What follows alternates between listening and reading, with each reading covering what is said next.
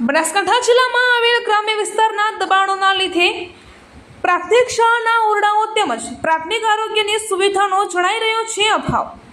કાંકરેજ તાલુકામાં આવેલ ઈસરવા ગામે જમીનના અભાવે ઈસરવા પ્રાથમિક શાળાના બાળકોને 2 પાળીઓ ભણાવવા પડતા હોવાનું આવ્યું સામે।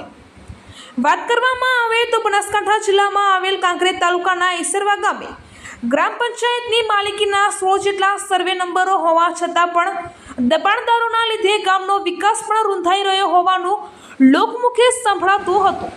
જો કે આરોગ્યની સુવિધા માટે રસ્તા ઉપર બાંધકામ થતું જોવા મળ્યું હતું। જો કે ગૌચર સર્વે નંબર જૂનો 256 150 વીઘા, ગામ તળાવ આશરે 15 વીઘા, આહકારી ચરેડો અંદાજે 30 વીઘા, કકરાળી તળાવ 10 વીઘા, ગામ ખલવાડ 10 વીઘા તેમજ નાના મોટા સર્વે નંબરોની તપાસ કરવામાં આવે તો કેટલાય દબાણદારોની વિગતો બહાર આવે છે।